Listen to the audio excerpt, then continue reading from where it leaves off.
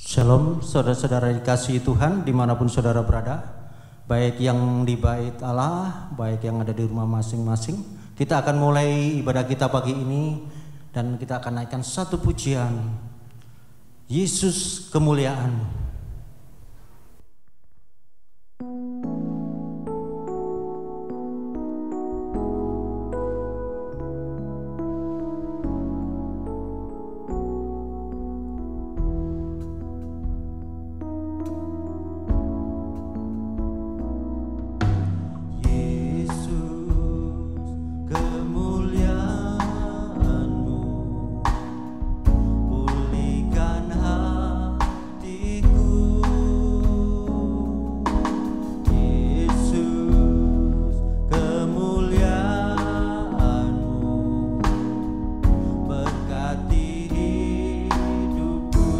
Pujian syukur, segala pujian syukur bagimu. Roh hadir dalam hidupku. Kini ku datang sujud di hadapanmu, memujimu, menyembahmu.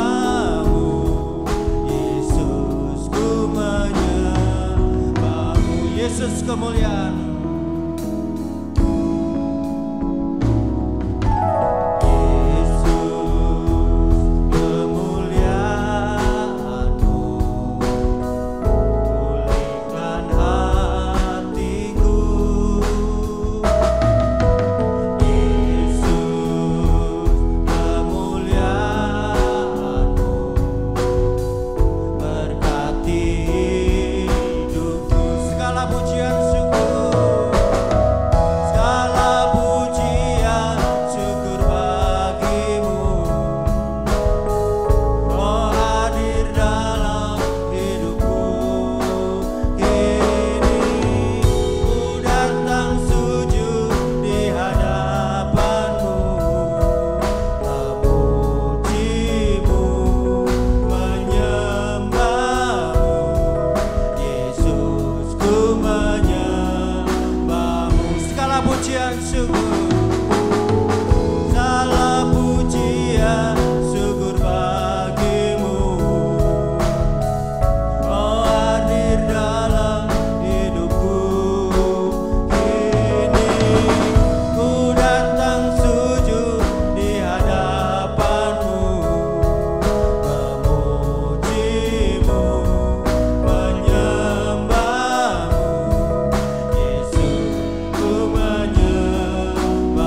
Yesus ku menyembahmu, Yesus ku menyembahmu, Yesus ku menyembahmu, Yesus ku menyembahmu. Benarlah Tuhan, karena ucapan syukur dan terima kasih kami kepada Engkau ya Tuhan, karena begitu baik Engkau dalam hidup kami, kemurahan-Mu yang besar dalam hidup kami. Kalau pagi ini kami ada, sebagaimana kami ada Tuhan, itu karena kasih anugerah-Mu yang besar buat kami ya Tuhan, orang-orang yang kasihi ya Tuhan. Karena itu Bapa, biarlah pagi ini Kamu memuji Engkau, meninggikan Engkau, mengagukan Engkau Tuhan. Biarlah dengan segenap hati, segenap jiwa, kekuatan dan akal budi ya Tuhan, untuk memuliakan nama-Mu. Pimpin kami Roh Kudus, ibadah kami dari awal pertengahan hingga akhirnya, dan biarlah sukacita surga ada di tengah-tengah kami. Urapi hamba-Mu, urapi pelayan, urapi semua jemaat-Mu Tuhan, baik yang tempat ini maupun di rumah masing-masing. Segala puji, hormat dan syukur inilah ya Tuhan menjadi doa ucapan syukur kami. Ini alaskan hanya di dalam nama Tuhan Yesus Kristus kami sudah berdoa ucap syukur. Amin. Aku hendak sujud ke arah bait-Mu yang kudus dan memuji nama-Mu oleh karena kasih-Mu dan oleh karena setia-Mu, sebab Kau buat nama-Mu dan janji-Mu melebihi segala sesuatu. Tuhan adalah kekuatanku dan perisaiku, kepadanya hatiku percaya.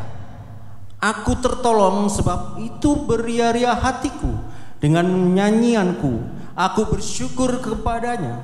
Bersyukurlah kepada Tuhan, sebab Ia baik, bahwasanya untuk selamanya kasih setianya. Datanglah ke bait-Nya dengan hati bersyukur.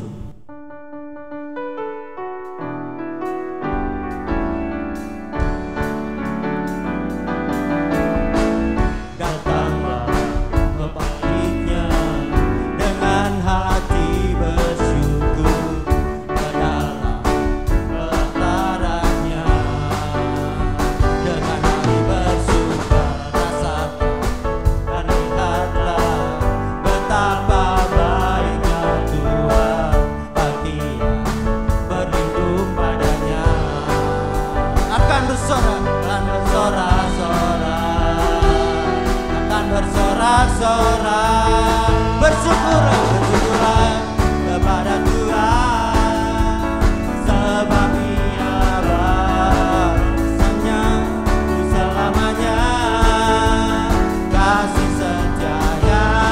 Bersyukurlah kepada Tuhan, sebab Ia baik, bahwasanya itu selamanya, kasih setianya. Datanglah ke baitnya,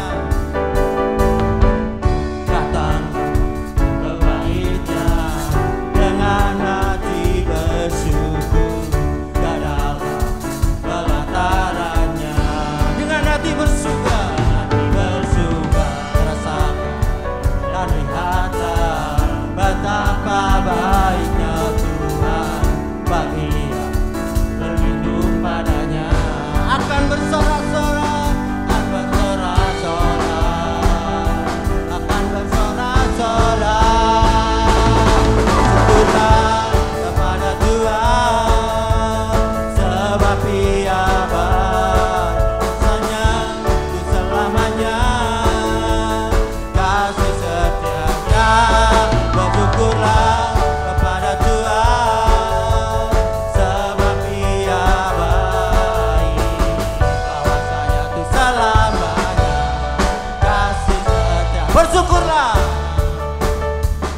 bersyukurlah kepada Tuhan, sebab Ia bahwasanya itu selamanya, kasih setianya. Bersyukurlah kepada Tuhan, sebab Ia baik, bahwasanya itu selamanya, kasih setia. Bahwasanya itu selamanya, kasih setianya. Ku mau selalu bersyukur.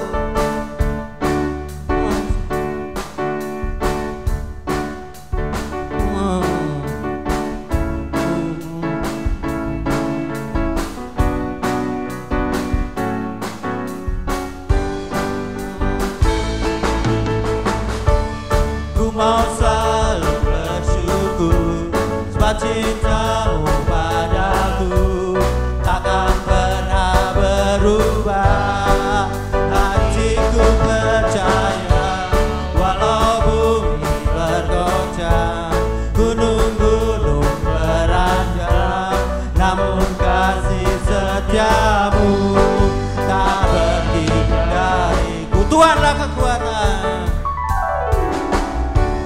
Tuhanlah kekuatan dan mazmurku, teguhmu batu dan keselamatanku. Hanya padamu hatiku percaya, Kaulah benaran dan kota perlindungan. Ku mau selalu bersyukur,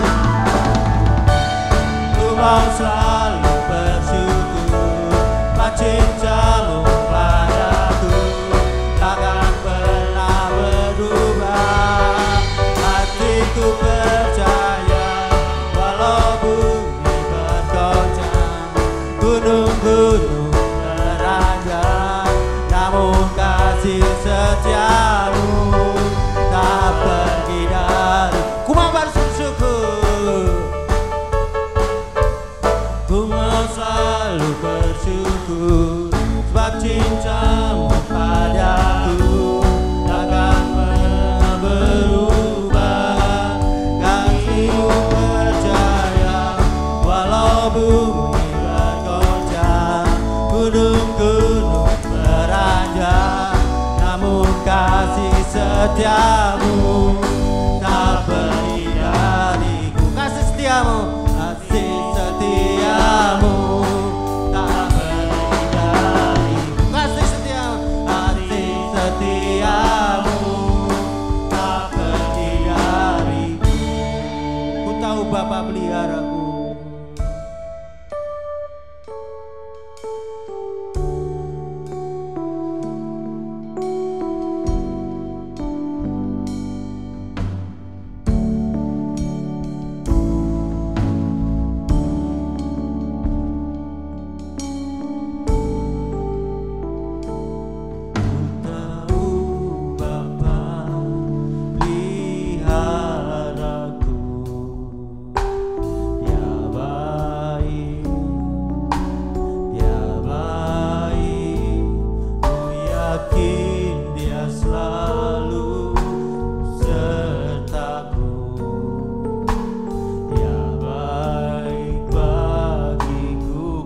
Bapa peliharaku.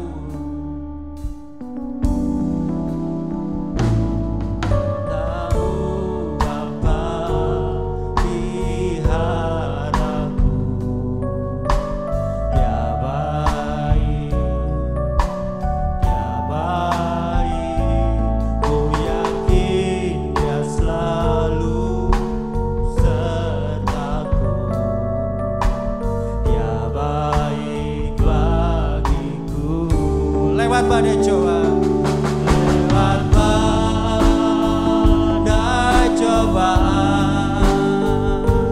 semuanya mendatangkan kebaikan.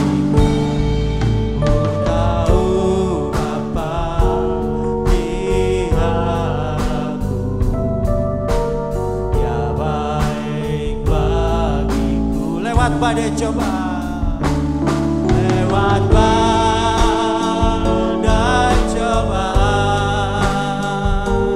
semuanya mendatangkan kebaikan. Ku tahu Bapa peliharaku, Dia baik bagiku. Dia baik bagiku.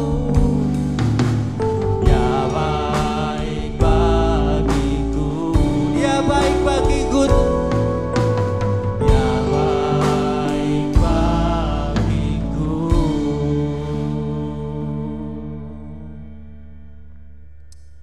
Tidak ada kasih yang lebih besar daripada kasih seorang yang memberikan nyawanya untuk sahabat-sahabatnya. Kamu adalah sahabatku jikalau kamu berbuat apa yang kuperintahkan kepadamu. Sebab Allah memberikan kepada kita bukan roh ketakutan, melainkan roh yang membangkitkan kekuatan, kasih dan ketertiban.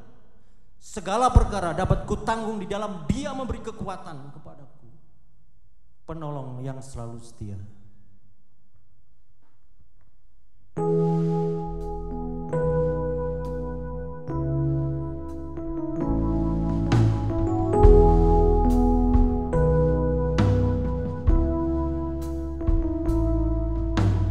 Penolong yang selalu setia, memenuhi keperluanku. Tak pernah Dia mengecewakan. Yesusku tak pernah gagal. Penolong yang selalu setia, penolong yang selalu setia, memenuhi keperluanku. Tak pernah Dia mengecewakan. Yesusku tak pernah gagal. Segala perkara dapat ku tanggung di dalam Dia yang memberi kekuatan. Tuhan Yesus penolong dan sahabat. Tetap percaya Tuhan setia. Segala perkara dapat ku tanggung di dalam Dia yang memberi kekuatan. Tuhan Yesus penolong dan sahabat. Tetap percaya Tuhan setia. Penolong yang selalu setia, penolong yang selalu setia, memenuhi keperluanku. Tak pernah Dia mengecewakan. Yesusku tak pernah gagal. Segala perkara dapat ku tanggung di dalam Dia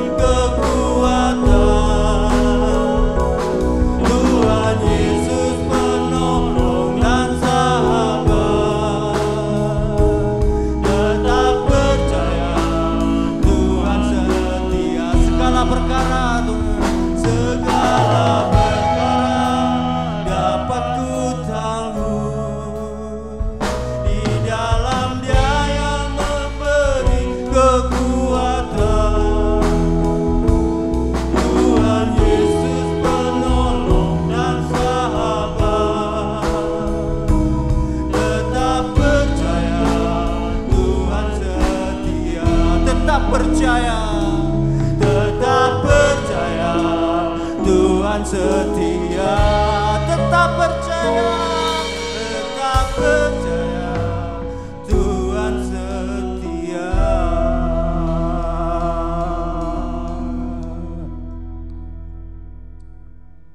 Haleluya. Bapa, kami bersyukur Tuhan kami memiliki Allah seperti Engkau, Allah yang begitu setia di dalam hidup kami Tuhan, Allah yang memenuhi segala keperluan kami Bapa.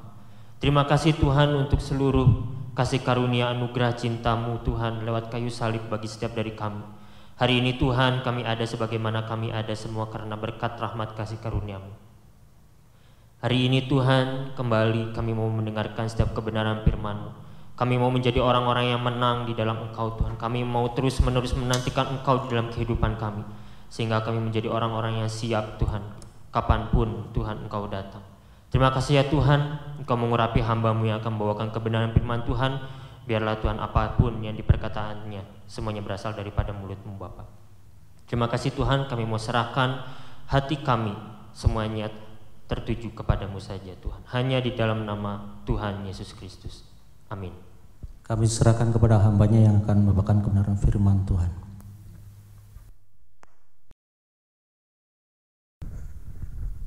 Shalom, salam sehat. Ya, semua sehat ya, saudara jemaat-jemaat yang di rumah. Kalau yang sakit pun percayalah, saudara punya Yesus, bilu-bilunya sudah menyembuhkan, artinya saudara pasti sehat lagi segera. Amin. Ya, saudara, hari-hari ini memang mungkin semakin menakutkan ya kalau kita melihat kondisi percovidan ya. Tetapi tadi seperti tadi doa sebelum firman ya, kita harus siap dalam segala keadaan. Jadi ketika Tuhan mengizinkan sesuatu yang seburuk apapun terjadi atas dunia ini, kita siap. Kita tahu bahwa kita tuh punya Allah yang bekerja mendatangkan kebaikan lewat segala perkara ya. Termasuk COVID, saudara. Jadi kita percaya saja ada maksud Tuhan yang baik di dalam COVID ini. Saudara, hari ini kita akan lanjutkan ke Wahyu pasal 5 ya. Jadi kalau saya kasih judul menang bersama anak domba, karena di pasal 5 ini ada peran yang penting sekali dari anak domba ini ya, saudara.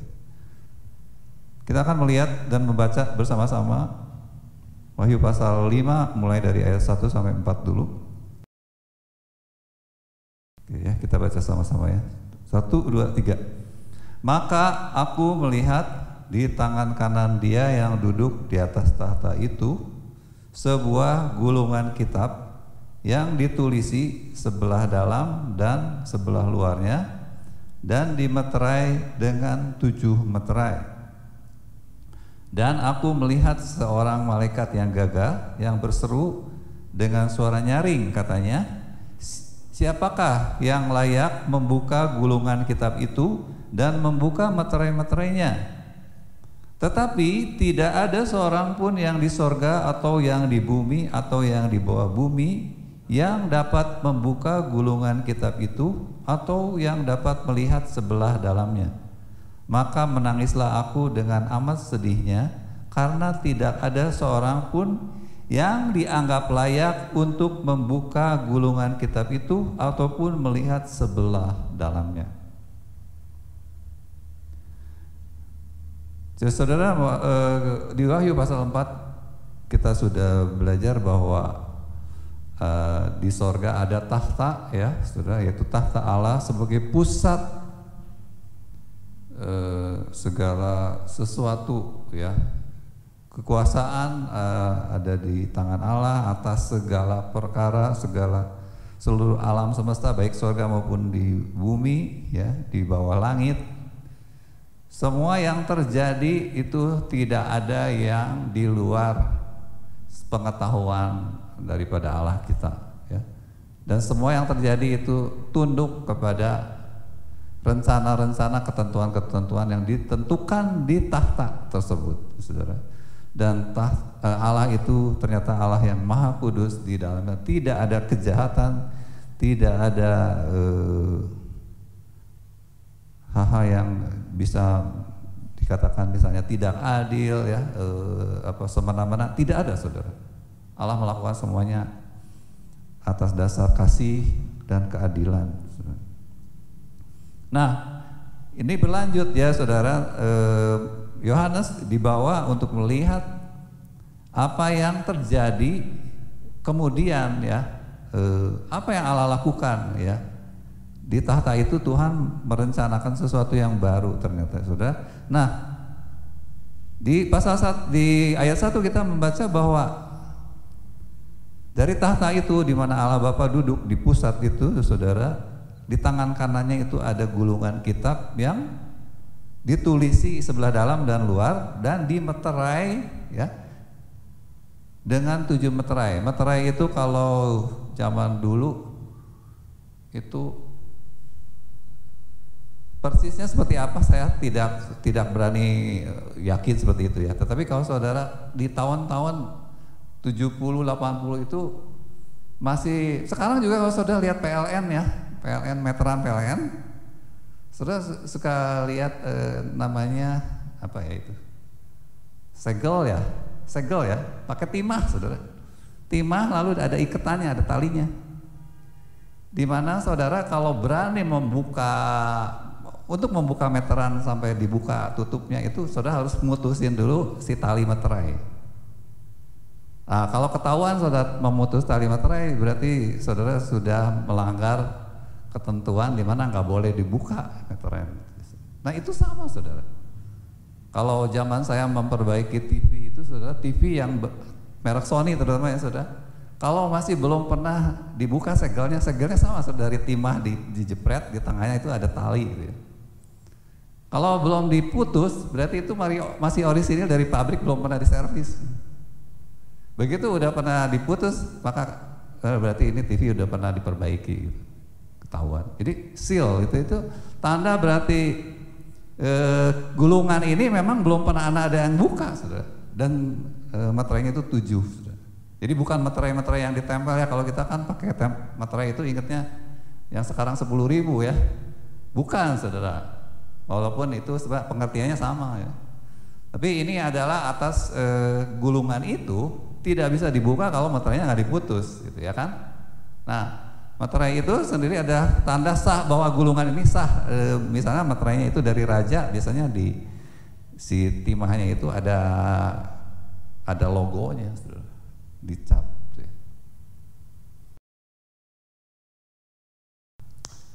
Gulungan kitab bermeterai ini merupakan ya, halaman berikutnya merupakan gambaran tentang rancangan atau rencana Allah, dari rencana Allah Bapa yang sifatnya masih rahasia karena belum ada yang tahu. Tapi gulungan kitab ini kan kemudian harus diberikan kepada seseorang untuk dibuka ya, dan dibaca. Sepertinya sederhana ya, sepertinya kemudian kita tadi bacakan, siapakah yang layak ya, malaikat ini mengatakan siapakah yang layak membuka gulungan kitab dan membuka meterai. Seolah-olah sederhana, cuman tugasnya adalah membuka meterainya, diputus ya. Ini gambarnya ya, saudara bisa lihat gambarnya. Itu ada 7 meterai berupa tali-tali yang dengan segel yang dijepit ya. Siapakah yang layak membuka? Seolah cuma memutusin tali lalu buka baca gitu ya, mengumumkan. Tidak, saudara, bukan begitu. Kalau cuma begitu doang banyak ya yang bisa melakukan. Meterai ini diberikan kepada orang atau oknum yang berhak menerima tugas yang ada di gulungan itu. Nah, itu yang berat. Makanya siapa yang layak? Karena bukan cuma sekedar baca rancangan Allah, tetapi nanti menerima tugas ini berat sekali gitu ya. Tugas yang masih rahasia dan akan mempengaruhi masa depan gitu, yang menyangkut masa depan gitu ya, terutama buat gereja tentunya. Siapa yang layak ya? Dicari di sorga tidak ada, bayangin di sorga ini tidak ada saudara. Apalagi di bumi dan di bawah bumi. Tidak ada yang layak. Berarti kan ini bukan sekedar buat buka lalu baca saudara. Apa susahnya buka dan baca? Menerima mandat ya untuk melaksanakan apa yang menjadi rancangan Allah buat masa depan. Itu bayangkan nanti kalau sudah baca kitab Wahyu ini sampai turunnya langit dan bumi yang baru. Itu kan suatu tugas yang sangat berat. Mewujudkan semuanya itu, ya. Makanya tidak ada yang layak. Sampai Yohanes menangis. Wah, kalau tidak ada yang layak, tidak ada masa depan. Tidak ada yang bisa melaksanakan rancangan Tuhan. Padahal rancangan Tuhan itu selalu adalah rancangan yang penuh sejahtera, gitu ya. Masa depan yang gemilang.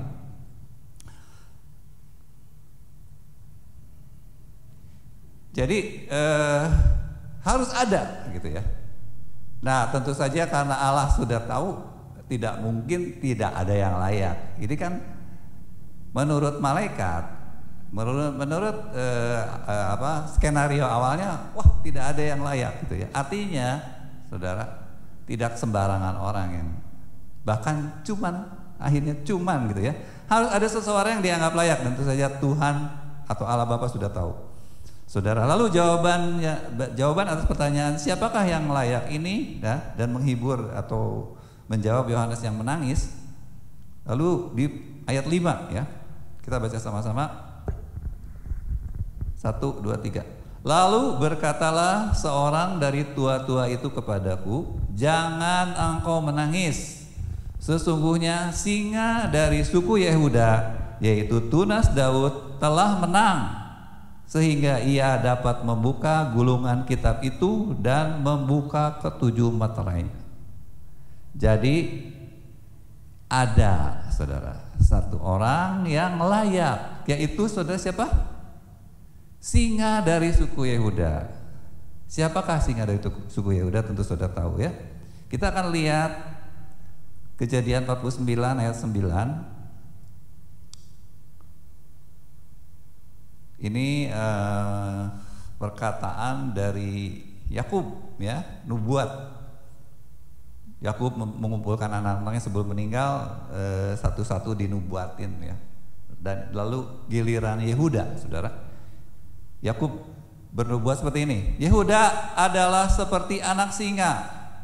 Bahasa lainnya itu singa muda, saudara. Ya, gur aryeh bahasa Ibraninya ya. Singa muda. Setelah menerkam, engkau naik ke suatu tempat yang tinggi. Hai anakku, ia meniarap dan berbaring seperti singa jantan atau seperti singa betina. Siapakah yang berani membangunkannya? Ya, singa ini adalah lambang tentang kerajaan atau raja. Singa ini akan melambangkan bahwa Yehuda itu akan menduduki posisi sebagai raja-raja ya. Dan di ayat 10 dijelaskan, tongkat kerajaan tidak akan beranjak dari Yehuda ataupun lambang pemerintahan dari antara kakinya sampai, perhatikan saudara, dia datang yang berhak atasnya, maka kepadanya akan takluk bangsa-bangsa. Dia datang yang berhak atasnya, di mana akan takluk bangsa-bangsa. Siapa saudara? Siapa lagi kalau bukan Yesus? Singa dari Yehuda ini. Dan Yesus itu keturunan dari Daud ya, suku Yehuda. Ini lambangnya saudara ya, sekarang juga dipakai ya. Lambang dari suku Israel sebetulnya ya. Singa dari Yehuda. Ya, gur aryeh. Nah, tetapi dilanjutkan di Wahyu pasal 5 ayat 6, saudara. Mana singanya gitu kan? Saudara tentu masih ingat lingkaran-lingkaran, ada 7 lingkaran ya, 7 lingkaran di Wahyu pasal 4 kemarin. Ada apa saudara? Maka aku melihat di tengah-tengah antara tahta dan keempat makhluk itu dan di tengah tua-tua itu, jadi bukan di tahta ya, di antara 24 tua-tua dan tahta. Jadi di situ berdiri seekor anak domba seperti telah disembelih, bertanduk 7 dan bermata 7. Itulah ketujuh roh Allah yang diutus ke seluruh bumi. Ya, saya lanjutkan sampai selesai dulu. Lalu datanglah anak domba itu, ya. Jadi anak domba itu ada di situ, berdiri, tidak duduk, ya. Dan belum di tahta, dia di bawah, Saudara, di antara 24 tua-tua ini lingkaran kelima, ya. Lingkaran 1 2 3 Allah Bapa, Allah Anak, Roh Kudus. Keempat kerubium, mesti ingat Saudara, 4 ya, 4 kerubium. Lalu lingkaran kelima adalah 24 tua-tua. Nah, antara 24 tua-tua ini Yesus berdiri di situ. Anak domba ini ya, anak domba yang telah disembelih, bertanduk 7, bermata 7. Lalu datanglah anak domba itu, datang naik, seperti Saudara ingat ada tangga naik ke tahta itu. Tentu saja karena gulungan kitab itu dipegang oleh Allah Bapa di tahta, di lingkaran ke-1, maka anak domba itu datang ke atas menerima gulungan kitab itu dari tangan Dia, dari Allah Bapa yang duduk di atas tahta, ya. 8. Ketika ia, anak domba itu, mengambil gulungan kitab itu, tersungkurlah keempat makhluk atau kerubium dan ke-20 tua-tua, ya, tersungkur di hadapan anak domba. Ya, di posisi anak domba ini sangat terhormat. Masing-masing memegang 1 kecapi dan 1 cawan emas penuh dengan kemenyan. Itulah doa orang-orang kudus. Saya tidak akan jelaskan hari ini ya. Lalu ayat 9. Dan mereka berarti 4 kerubium dan 24 tua-tua ini menyanyikan suatu nyanyian baru, katanya, engkau anak domba itu ya, layak menerima gulungan kitab itu dan membuka meterai-meterainya, karena engkau telah disembelih dan dengan darahmu engkau telah membeli mereka bagi Allah dari tiap-tiap suku dan bahasa dan kaum dan bangsa. Ini berarti berbicara tentang penebusan Kristus bagi kita, ya Saudara. Dan ayat 10, dan engkau telah membuat mereka menjadi suatu kerajaan dan menjadi imam-imam bagi Allah kita, dan mereka akan memerintah sebagai raja di bumi. Saudara, kalau tadi di ayat ke-5 dikatakan ada yang layak, yaitu singa dari Yehuda yang telah menang. Tetapi di ayat 6 tiba-tiba berubah menjadi anak domba, Saudara. Singa ini ternyata adalah anak domba, ya, Saudara. Sesuatu yang bertentangan, Saudara. Singa kalau melihat anak domba, apa yang terjadi, Saudara? Dimakan, ya. Karena domba itu makhluk yang sangat, mungkin boleh dibilang termasuk golongan makhluk yang lemah sekali, ya. Tidak punya senjata apa-apa kalau domba mah. Ya. Ada memang domba yang punya tanduk, tetapi tanduknya juga melengkung, kebanyakan melengkung ya kalau domba ya. Kambing yang gini. Jadi kalaupun domba bertanduk pun tidak akan menang lawan singa. Ini sesuatu yang bertentangan, tetapi nanti artinya ada ya. Jadi Yesus itu memerankan dua peran penting ya, sebagai raja, nantinya sebagai raja atas bangsa-bangsa singa, tetapi juga sebagai anak domba yang disembelih, anak domba yang lemah ya. Dan justru kemenangan Yesus diperoleh waktu Yesus menjadi anak domba yang menyerahkan dirinya di ayat 9 ya, dengan darah ya, membeli bangsa-bangsa, membeli kita semua ya, dengan darahnya ya. Bukan cuman membeli, Saudara, tetapi Tuhan juga sudah berhasil ya, di sini dikatakannya sudah berhasil menjadikan mereka, umat-umat pilihan Tuhan itu sebagai suatu kerajaan, suatu bangsa pilihan, saudara ya, yang didirikan, yang patuh kepada rajanya dan menjadi imam-imam bagi Allah. Artinya menjadi orang-orang yang menyembah kepada Allah dan mereka memerintah sebagai raja. Jadi saudara, luar biasa prestasi dari anak domba ini di mata sorgawi ya, makhluk sorgawi. Sebetulnya nanti dilanjutkan, kita tidak akan baca hari ini, dilanjutkan dengan malaikat-malaikat ya di lingkaran ke-6 itu juga semuanya, dan semua orang di lingkaran ke-7 itu juga semua mengagung-agungkan anak domba yang sudah sangat berjasa ya, yang sudah menang. Jadi Yesus itu menjadi raja dengan cara apa, saudara? Berikutnya, nah ini ya. Tidak langsung jadi singa, saudara, penampilannya. Datang ke dunia itu bukan jadi raja, jadi anak domba dulu. Walaupun waktu malaikat datang di Bethlehem itu sudah menyebut ya, raja, ini raja yang dijanjikan, Mesias, karena Mesias itu adalah raja. Sehingga dari Yehuda itu udah orang Yahudi tahu ini adalah seorang raja. Tetapi cara Yesus menjadi raja itu bukan memakai kekuasaan, tetapi melalui pengorbanan diri. Ini yang diteladankan oleh Yesus kepada kita sebetulnya. Kemenangan di dalam Kristus itu bukan dengan kekuasaan, dengan kecerdasan, dengan kemampuan di dalam kemampuan secara fisik, secara intelektual, dan pokoknya kekuatan-kekuatan yang menurut dunia itulah modal untuk berhasil. Sangat berbeda, saudara, cara Tuhan bekerja. Ini penting sekali, saudara. Karena kalau kita mengikuti cara dunia, maka saudara tidak akan sama dengan cara Tuhan. Bayangkan kehendak Tuhan dengan kehendak manusia itu sangat berbeda. Cara kerjanya beda. Makanya kalau kita ikut Tuhan, jangan pakai cara dunia sebetulnya. Karena saudara hasilnya tidak akan lebih, tidak akan kurang, ya begitu-begitu aja. Tetapi kalau kita mengikuti cara Tuhan, mungkin aneh ya. Mungkin orang mentertawakan pada awalnya. Yesus ditertawakan kan. Katanya jadi raja orang Yahudi ya.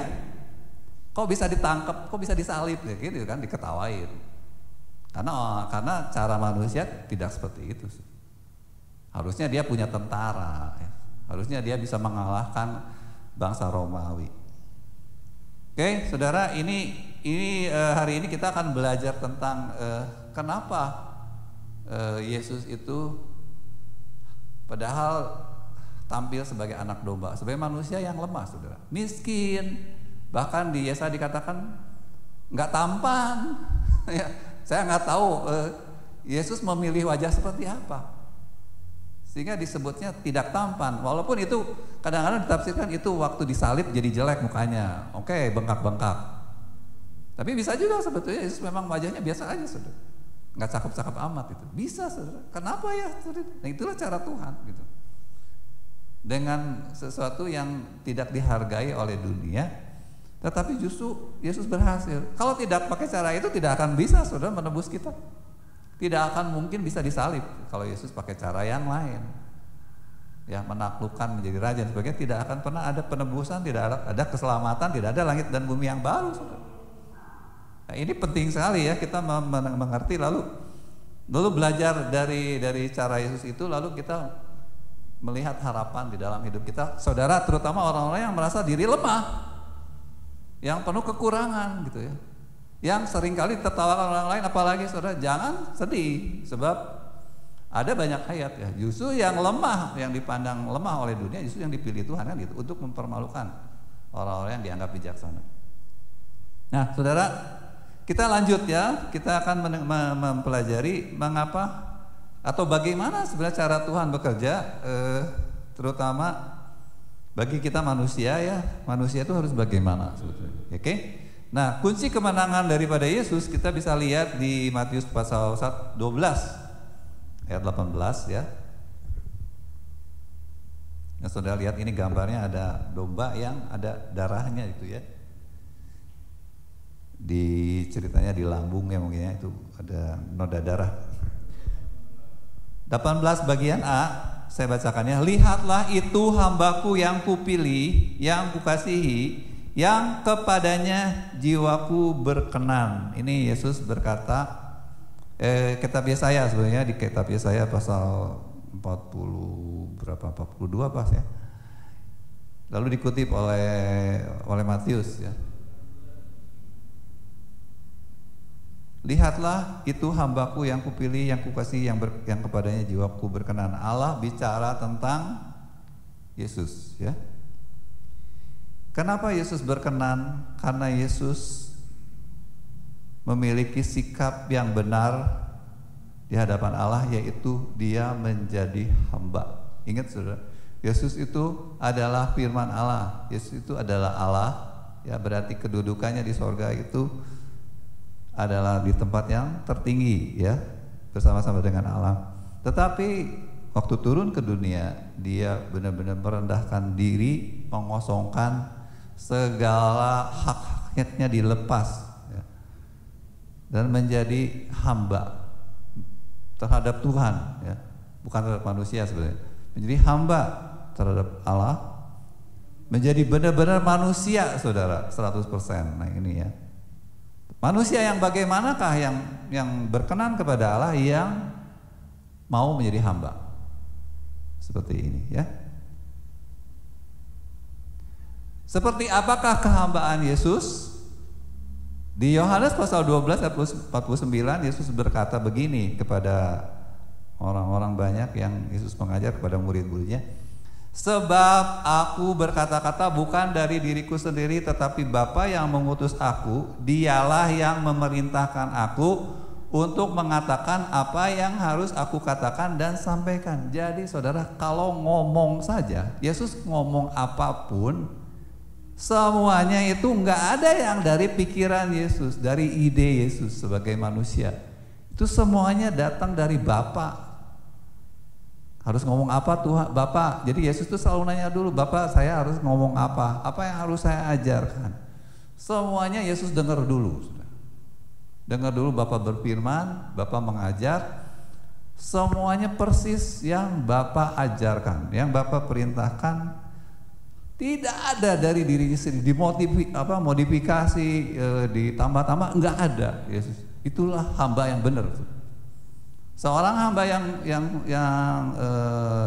benar, seorang hamba itu sebetulnya nggak usah kreatif. Yang penting dia tahu yang dimaksud oleh tuannya kan. Disuruh apa ya kerjain itu. Ya, nggak dilebihin, nggak boleh dikurangin.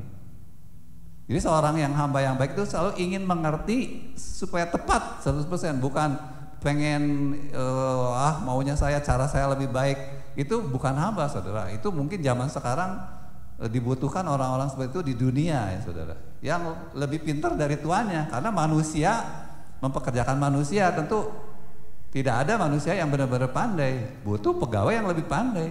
Tapi kalau saudara jadi hamba kepada Tuhan, nggak mungkin saudara lebih pandai dari Tuhan, lebih kreatif, itu nggak mungkin.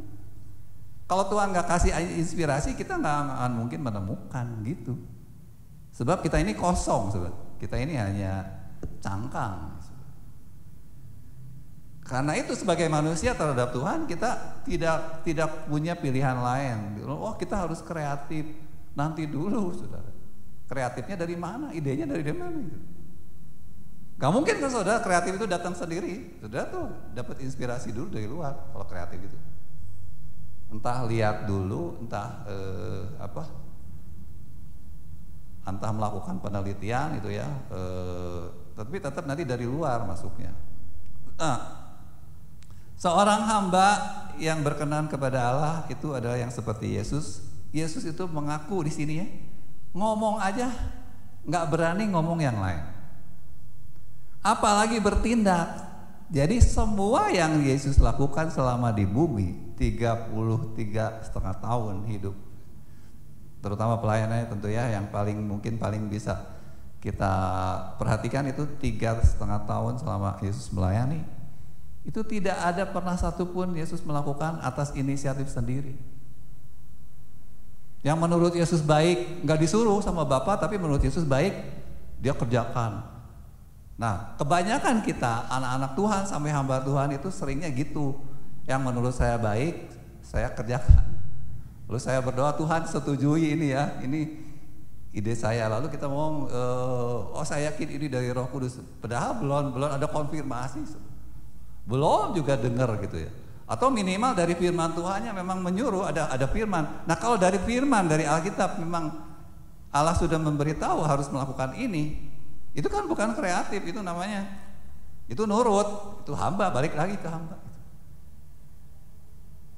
Jadi banyak hamba Tuhan punya ide lalu melakukan sesuatu, ya pinjam duit ke bank, bangun gereja. Lalu dia bilang, saya ini punya niat baik, saya yakin kalau ada niat baik Tuhan pasti memberkati. Oleh saudara kacau, saudara, akhirnya nggak bisa bayar utang, akhirnya disita gitu ya misalnya. Jemaatnya jadi kasihan, tambah miskin karena nggak bisa bayar gedung yang baru dibangun dengan utang. Banyak yang seperti itu, saudara. Doa-doa yang tidak berkenan karena menurut akal manusia, menurut saya baik melakukan ini. Sekarang lagi Covid ini bisa banyak yang salah, salah ngomong ya, salah bertindak. Jadi kalau kita belum tahu yang Tuhan mau, mendingan hati-hati, diam dulu kan, jangan dulu gitu. Terus aja bertanya, apalagi kalau ada keraguan, apalagi ada bukti-bukti banyak yang salah gitu. Udah ngomong salah itu ya, Covid 3 bulan. Kan lo salah, udah ngomong kemana-mana, malu kan saudara, atas nama Roh Kudus. Nah itu bukan hamba yang benar, saudara. Nah ini yang masalahnya kita, apalagi saya sebagai pemberita firman, benar-benar saya belajar terus ya saudara, banyak yang salah dalam hidup saya, saudara. Jadi ya nanti udah salah, oh, ini kayaknya memang maksud Tuhan, ini didikan Tuhan. Loh saudara, nanti dulu didikan Tuhan itu bukan berupa kesalahannya, berupa saudara menanggung akibat, itu didikan Tuhan. Karena Tuhan membiarkan saudara belajar dari kesalahan, karena saudara nggak mau dengar dulu gitu, maunya maju dulu, melangkah dulu baru salah, baru tahu salah. Mending saudara tahu salah akhirnya kan, ini mah udah salah, ya udah gagal, udah malu, masih kayaknya dianulir. Ya saudara, kemarin Tuhan bicara lagi, ternyata dirubah yang dulu itu saudara, jadi Tuhan yang salah, Tuhan yang anulir. Waduh, nekat banget ya. Nih belajar dari Yesus gak pernah kayak gitu. Makanya Yesus itu selalu mungkin seperti lambat ya. Waktu Maria menyuruh Yesus di perjamuan kawin kan gitu, saatku belum tiba. Waktu saudara-saudara, ayo kamu ke Yerusalem, biar orang-orang tahu kamu ini adalah Mesias gitu kan. Kamu itu bisa melakukan mujizat. Selalu ada waktunya buat aku gitu. Buat kamu setiap waktu baik, tapi buat aku enggak. Harus nunggu waktu dari Bapa gitu, saudara. Ini saudara yang kita belajar dari Yesus ya. Harus jadi hamba kepada Allah, benar-benar hamba, saudara, hamba yang tidak berani. Siapa apalagi kita terhadap Tuhan ya. Nah, Yesus berkata minggu lalu khotbah Ibu Gembala ya, apa saudara? Belajarlah kepadaku, aku ini lemah lembut dan rendah hati. Seorang hamba itu kan harus rendah hati, karena dia mah hamba. Jadi nggak beranilah macam-macam ya. Apalagi ngomongin di belakang kejelekan tuannya, saudara. Ya, bahkan waktu Tuhan tidak ada pun dia tetap rajin bekerja. Itu seorang hamba yang benar, yang rendah hati, menyadari dia tuh hanya hamba. Kalau dia boleh di situ, boleh ikut makan, boleh ikut tidur di situ, itu udah makasih. Seorang hamba tuh begitu ya, karena memang seorang hamba itu nggak punya apa-apa, dia butuh tempat untuk dia mendapat makan supaya bisa melanjutkan hidup. Jadi dia udah boleh tinggal di situ, boleh dapat makan, udah terima kasih, nggak berani minta yang lain.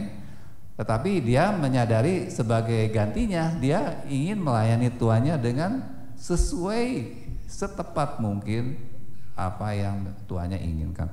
Jadi kepada Tuhan kita sikap rendah hati ini harus ditunjukkan selalu, saudara. Nah, kesalahan dari jemaat Efesus jatuh dari kasih mula-mula. Saudara baca, mereka itu tekun, tetap rajin. Kalau orang udah tahu ya, saudara udah tahu melayani pujian begini, melayani firman, melayani sekolah minggu begini, besuk begini, memberitakan ini begini. Lama-lama saudara bisa jalan sendiri nggak? Bisa. Saudara tidak lagi jadi hamba, saudara jalan sendiri.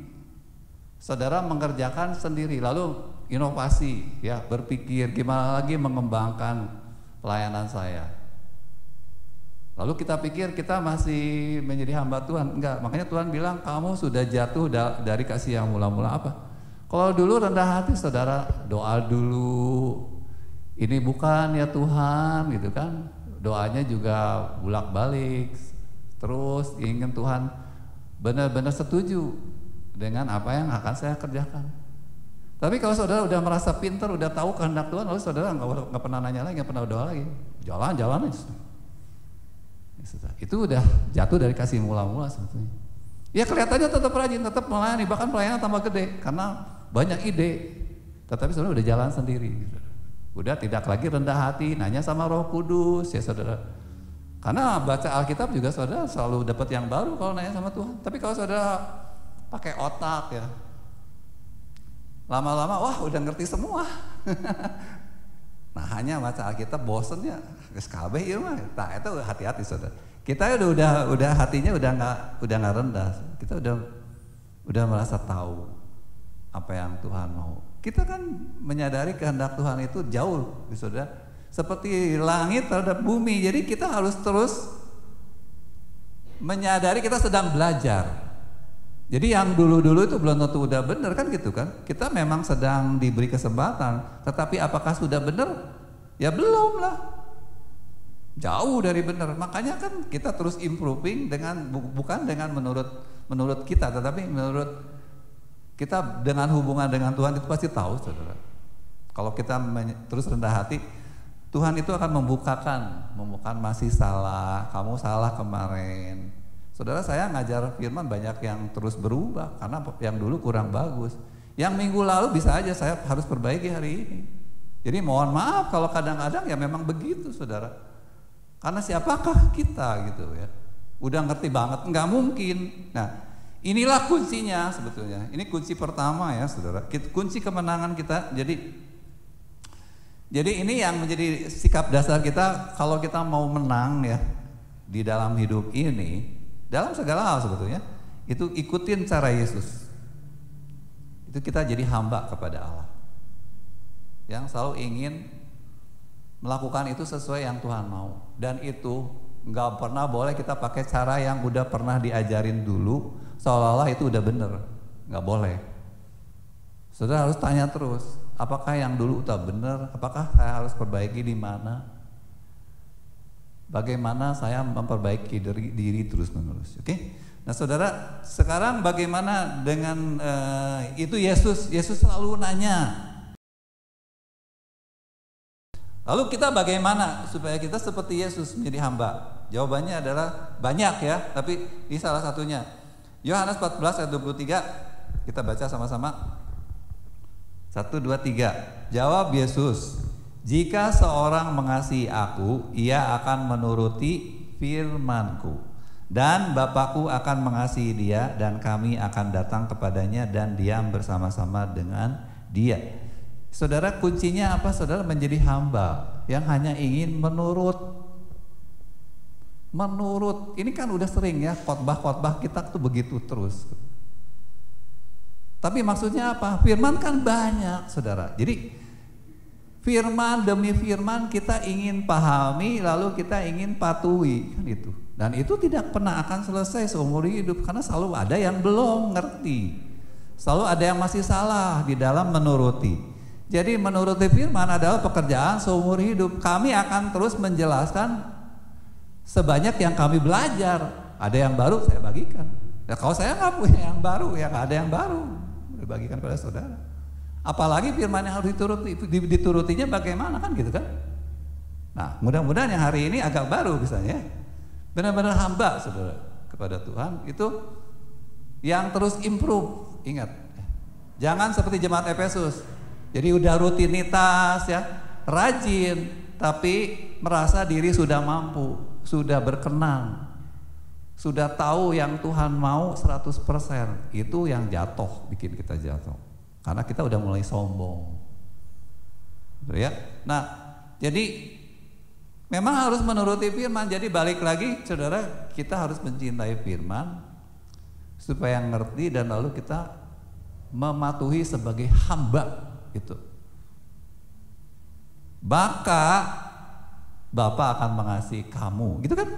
Bapa akan mengasihi dia, kami, ya kan? Bapa, Anak dan Roh Kudus akan datang kepadanya bersama-sama, diam bersama-sama. Bayangin saudara. Artinya saudara berhak ada di hadapan tahta Allah. Dan apa yang tidak mungkin terjadi, semua rancangan terbaik Tuhan akan diwujudkan dalam hidup saudara. Amin. Kalau saudara menjadi hamba yang hanya ingin menuruti apapun yang Tuhan katakan. Apa yang Tuhan katakan ada di Alkitab. Jadi semua yang ada di Alkitab, apa yang Tuhan katakan, saudara pasti tertarik, ingin mengerti. Ingin mengerti dengan benar, bukan menurut pikiran saudara. Kalau saudara ingin mengerti dengan benar, ada orang beda pendapat, kita akan dengerin. Ada beda pendapat, ada 5 pendapat, kita akan dengerin semua, lalu berdoa sungguh-sungguh. Kalau perlu berdoa sama-sama, yang mana yang benar gitu. Biasanya jawabannya adalah ada ayat-ayat lain yang mendukung. Oh, berarti ini maksudnya ini gitu. Makanya kita harus bersekutu, bahas firman, dan bahas firman itu harus sebetulnya ada yang baru ya. Ini saudara. Nah, kalau begitu maka saudara, seorang hamba ya tidak mungkin pernah meragukan firman. Ah, ini kayaknya nggak perlu dilakukan, firman ini nggak penting. Itu tidak mungkin ada seperti itu. Atau meragukan, kayaknya ini salah Alkitabnya nih. Ini kayaknya tambahan. Saudara, di Alkitab kita itu ada yang dalam kurung. Seringkali itu salah orang ngerti. Yang dalam kurung itu sebenarnya tambahan. Itu salah, bukan tambahan, saudara. Jadi kalau kita ngerti penemuan terbaru ya saudara, salinan yang asli dari yang asli itu ternyata ada yang lebih lengkap ya, salinan yang aslinya. Jadi kalau ada dua salinan, di mana yang satu kata-katanya ada yang nggak ada, di yang satu kata-katanya ada, mana yang lebih lengkap? Tentu yang kata-katanya lebih panjang. Kenapa ada yang di dalam kurung? Kenapa? Karena yang ditemukan dulu itu yang pendek. Penemuan yang awal itu yang pendek, saudara. Yang ada dalam kurung itu sebenarnya yang kemudian. Jadi makanya dikasih kurung. Karena yang dulu itu juga kan berdasarkan naskah asli gitu ya. Tetapi yang terbaru itu naskahnya lebih lengkap karena bisa dengan komputer itu kan jadi yang yang nggak kebaca bisa kebaca. Tulisan-tulisan yang jadi perkamen yang udah sobek, yang udah udah dimakan kutu gitu ya, itu bisa kedeteksi, akhirnya tulisannya muncul lagi. Jadi yang dalam kurung itu jangan kita bilang itu tambahan, bukan. Itu sebetulnya dari teksnya juga memang asli ada.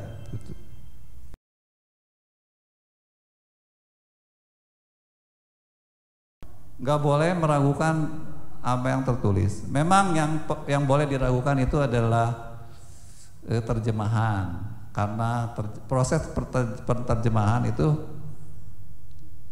bahkan di terjemahan lama ya, bahasa Indonesia, Alkitab terjemahan lama yang masih DJ itu saudara, itu penerjemahnya itu ada orang Islam saudara.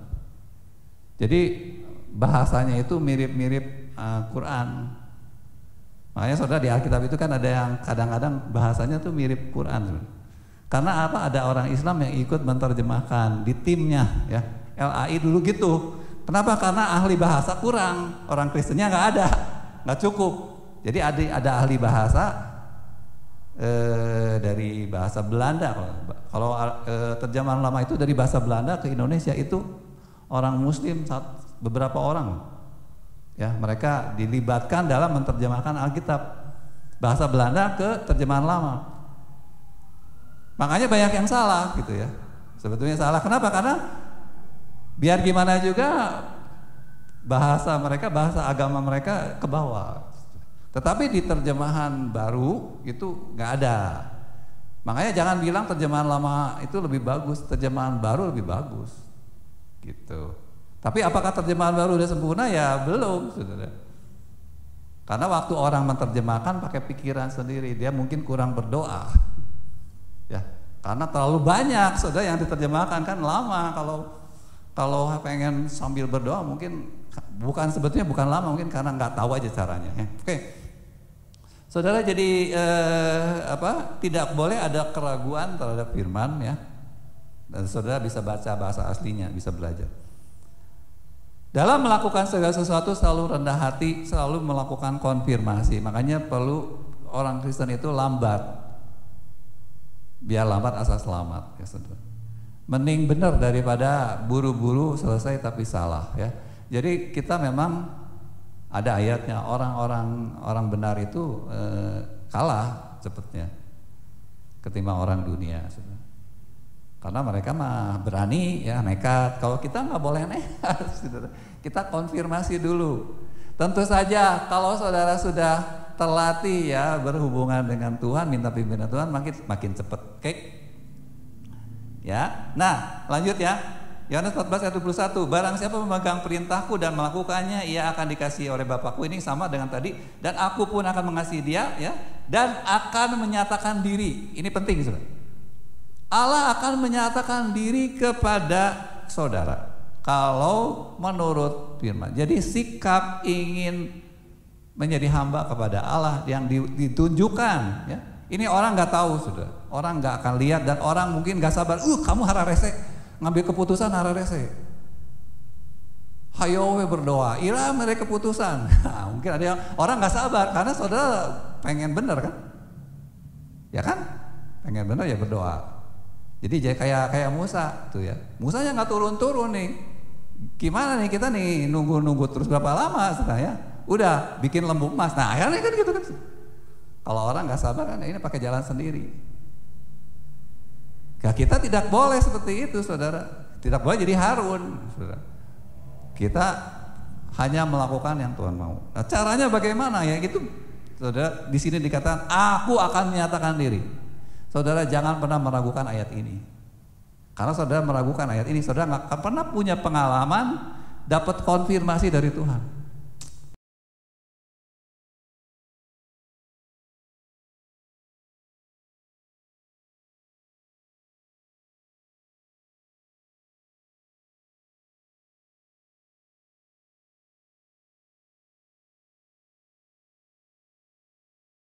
Aku akan menyatakan diri. Artinya saudara, Tuhan itu akan benar-benar memberikan apa yang kita butuhkan, saudara. Tuhan, saya harus memutuskan ini bagaimana. Ini gereja harus buka lagi. Saya tidak akan membuka ini sebelum berdoa, saudara. Terakhir kami berdoa belum waktunya. Gitu. Tuhan bilang apa, saudara? Keadaan akan memburuk. Benar kan hari ini, saudara? Itu berapa bulan yang lalu? Masih tahun lalu, bulan Desember. Waktu itu kita udah ngomong-ngomong, ayo kita buka lagi lah rancangannya. Bulan apa tuh, September apa ya? Kita buka lagi, ibadah lagi.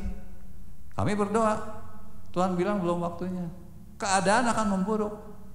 Benar, saudara, hari ini saudara, semua ibadah online, ibadah yang udah di gereja diberhentikan kok, dimanapun ya, kecuali di kampung-kampung. Benar, saudara, semua yang Tuhan ngomong.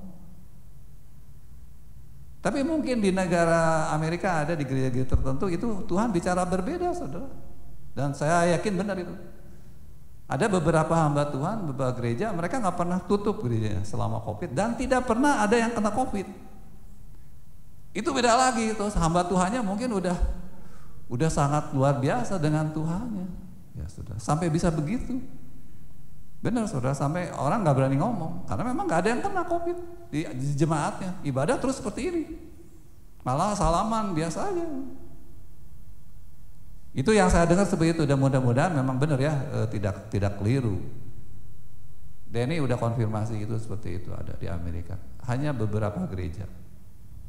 Kalau di Amerika tuh bisa, saudara, karena ada amandemen. Jadi kita punya hak untuk melakukan berbeda dengan keinginan pemerintah sepanjang sesuai undang-undang dasar, gitu kan. Nah, kalau di Indonesia mungkin kita nggak ada yang berani seperti itu ya, nggak tahu. Nah, saudara, jadi menyatakan diri ini harus jadi pengalaman nyata buat saudara masing-masing. Jangan meragukan janji, tetapi lakukan yang bagian saudara apa? Menuruti dan melakukan. Melakukan apa? Firman Tuhan itu banyak, saya lagi, jangan selalu nanya melakukan apa. Kamu belajar apa firman hari ini? Apalagi yang baru dipelajari. Apa yang kamu tahu dulu salah sekarang udah bener gitu, dibenerin. Tiap orang kan beda-beda kalau ngomong apa firman yang mana yang harus dituruti. Saudara udah belajar berapa? Itu kerjain dulu gitu. Kerjain, belajar lagi yang baru, udah gak akan selesai, saudara. Jadi Tuhan tidak menuntut 100% sudah, yang penting sikap ya, rendah hatinya. Sebagai orang yang blow on, yang bodoh seperti hewan di hadapan Tuhan, kita memang selalu begitu. Saya ingin terus diajar olehmu ya Roh Kudus. Gitu. Oke, saudara.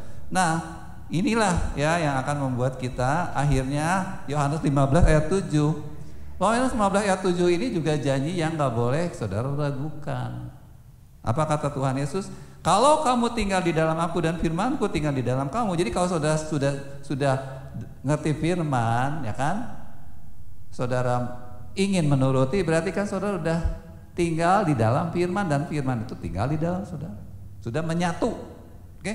Maka mintalah apa saja. Nih, artinya kan saudara harus membuat keputusan apa? Minta. Saudara harus memilih yang mana? Minta. Saudara sekarang harus buka lagi ibadah atau tidak? Minta. Jangan pernah mengambil keputusan sebelum dikasih, sebelum Tuhan menyatakan diri. Percayalah, kamu akan menerima apapun yang kita minta, akan ada jawabannya. Mungkin yang kita minta kurang benar, Tuhan akan meluruskan, dikasih yang benarnya. Apapun, saudara, tiap orang pasti punya kebutuhan ini. Oke? Bagian kedua ya, yang sebetulnya jadi satu, saudara, ini ya. Kunci kemenangan Yesus, Matius 12 ayat 18 bagian B. Oke, cepat ya. Aku akan menaruh rohku ke atasnya, ke atas hambaku tadi ya. Hambaku tadi jadi Yesus itu memilih menjadi hamba. Yang kedua itu ada Tuhan menaruh Roh Kudus, ya. Tadi di Wahyu pasal 5 ayat 6, penampakan Yesus itu adalah anak domba yang telah disembelih, bertanduk 7, bermata 7. Itulah ketujuh Roh Allah. Artinya Yesus itu penuh dengan Roh Kudus. Artinya Yesus itu hidupnya dipimpin oleh Roh Allah sepenuhnya 100%. Jadi Yesus itu tidak pernah bertindak semau gue. Walaupun kita yakin baik, kita selalu konfirmasi dulu. Roh Kudus beritahu saya, pimpin saya ke dalam seluruh kebenaran, saudara, ya. Yesus selalu penuh dengan Roh Kudus, selalu andalkan kekuatan Roh Kudus, yaitu sama dengan mengandalkan kekuatan firman. Kenapa, saudara? Karena Roh Kudus itu tidak akan pernah melakukan apa yang bertentangan dengan firman. Dan Roh Kudus itu hanya ingin melakukan apa yang Bapa kehendaki. Ya, semuanya ada di firman. Yesus tidak pernah mengandalkan kekuatan fisik maupun kekuatan pikiran atau pengetahuan dunia. Saudara perhatikan, di dalam pelayanan Yesus tidak pernah menggunakan kekuatan fisik dengan kasar, dengan memaksa orang, ya. Tanda-tanda ajaib itu pun tidak pernah untuk memaksa orang. Yesus itu nggak pernah, ya. Hanya untuk menyatakan kemuliaan Tuhan. Kekuatan pikiran yang tadi saya bilang, ide-ide, ya, pengetahuan dunia, ada yang berasal dari Allah, ada yang bukan. Ini yang susah, saudara. Jadi kita nanti patokannya apa? Sesuai firman atau tidak? Sesuai firman atau tidak? Enggak segampang yang kita pikir. Karena pengertian kita terhadap firman masih mungkin beda-beda. Jadi di situ permainannya memang luar biasa, saudara. Ini tidak mudah. Tetapi kita memang harus hati-hati. Waktu bertindak, patokan saudara selalu ingat kalau Tuhan tidak berkenan, walaupun dokter ngomong ABCD, profesor yang gelarnya panjang, saudara tidak akan langsung kerjakan. Nah sekarang lagi COVID ini banyak yang kena kan, jemaat kita juga banyak. Saudara jangan hanya mengandalkan pengetahuan dunia, karena mereka itu pengetahuannya juga belum lengkap, apalagi baru 1-2 tahun. Kalau saudara mengandalkan mereka kan juga memang nggak ada jaminan kita bisa sembuh, ya kan? Kita tidak akan mati, nggak ada yang bisa jamin, saudara. Tetapi saudara punya Allah, di mana segala sesuatu COVID ini, semua tentang COVID itu Tuhan tahu gitu. Variannya ada berapa juta juga Tuhan tahu, ya kalau memang berapa juta. Dan setiap varian obatnya apa Tuhan tahu kan gitu. Jadi saudara balik lagi ya, kita ini butuh pengetahuan yang di atas pengetahuan dunia. Bagaimana cara dapatnya? Allah akan menyatakan diri waktu saudara minta. Makanya saudara minta. Sekarang banyak yang kena COVID, umat Tuhan waktunya belajar bagaimana mendapatkan janji-janji yang tadi.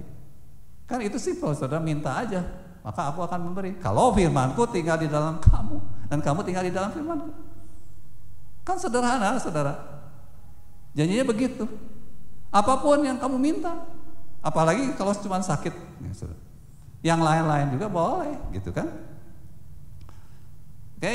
Nah, oke, berhubungan dengan ini, dengan andalan kita apa? Maka di sini tambahannya khotbah minggu lalu ya. Belajarlah kepadaku karena aku ini lemah lembut. Makanya saudara, Yesus itu nggak pernah pakai cara-cara dengan kekuasaan, dengan jabatan, misalnya, dengan memaksa orang, nggak pernah, saudara. Dengan marah-marah, dengan emosi, dengan ancaman itu ya. Kalau orang lain nggak mau nurut sama kita, kitanya yang jadi beringas misalnya, supaya orang nurut. Itu nggak ada. Yesus nggak pernah kayak gitu, saudara. Kenapa? Karena itu tidak akan berhasil. Bagaimana mungkin orang nurut sama kita kalau kita cuma bisa ngancem? Kalau kita menteror orang, apakah orang akan nurut sama kita? Kalau nurut pun cuma karena dia ingin menyelamatkan nyawa, tapi sebenarnya di dalam hatinya dia nggak mau nurut, ya kan? Kalau bisa mah balas gitu ya. Bahkan malah bisa bahaya buat saudara-saudara, akan terancam balas dendam gitu kan. Kalau kita menindas orang. Jadi memang nggak benar itu cara seperti itu. Pendekatan-pendekatan dengan kekuasaan, dengan kekuatan fisik, dengan ancaman, itu semuanya itu sebenarnya tidak akan pernah berhasil, saudara, membuat orang nurut sama kita. Ya. Tetapi kalau saudara menggunakan cara-cara Allah, contoh saudara ya, ini ada istri, seorang istri di negara yang ada saljunya ya, udara dingin. Suaminya itu nggak ke gereja, nggak seneng istrinya ke gereja. Nah, istrinya ke gereja satu hari ada persekutuan doa, ya rajin pokoknya ke gerejanya. Nah satu hari malam-malam begini, malam-malam di musim dingin pergi ke gereja, suami di rumah nggak suka. Lalu akhirnya apa, saudara? Waktunya pulang itu dikunci sama suaminya, nggak boleh masuk si istrinya. Bayangkan saudara, kalau saudara ada di negara dingin dan lagi musim dingin, itu kita nggak bisa tahan lama ya di luar itu, walaupun pakai mantel, bisa mati kedinginan. Nah si istri di luar itu kok ketuk-ketuk nggak dibuka pintu 1 jam 2 jam, saudara. Lalu akhirnya suami ini merasa bersalah ya, dan takut juga nanti istrinya gimana-gimana, akhirnya dibuka pintu. Tapi udah lama, saudara. Secara ininya, kalau saudara yang digituin, Kalau saudara jadi si istri pasti begitu dibuka pintu apa saudara? Nyumpah-nyumpah ya. Gelo gitu ya. Oh, nggak kira-kira lah ya saudara. Mau kamu mau saya mati mungkin ngomong gitu ya saudara. Tapi ya namanya anak Tuhan kan pakai cara lemah lembut saudara. Begitu dibuka pintu istrinya senyum saudara. Ya dengan kedinginan saudara ya. Lalu nyapa suaminya udah makan belum? Dan memang belum makan saudara. Lalu dimasakin. Saudara begitu caranya dan gak lama si suaminya ini dilawat Tuhan dan bertobat. Itu klasik lah, cara itu klasik. Itu nanti saudara bisa kembangkan dalam hubungan-hubungan dengan banyak orang ya, di pekerjaan, di pertemanan, persaudaraan. Caranya seperti itu. Itu contoh. Jadi kita nggak usah marah, nggak usah dendam ya, nyumpah apalagi. Itu tabu kalau bagi anak Tuhan. Kalau kita hidup menurut roh nggak ada, itu semua keinginan daging, saudara. Termasuk bahkan memakai pikiran ya, memakai pikiran itu banyak juga adalah sebetulnya keinginan daging, bukan keinginan roh. Tapi kalau kita dipimpin Roh Kudus, maka kita tidak akan pernah kehabisan pengharapan, walaupun kita tidak melakukan apa-apa sebetulnya. Kita tidak punya kekuatan apa-apa ya. Di Matius 12 ayat 19 dan 20 dikatakan ia tidak akan berbantah, artinya tidak berdebat, saudara. Tidak akan berteriak, meneriaki orang, dan orang tidak akan mendengar suaranya di jalan-jalan.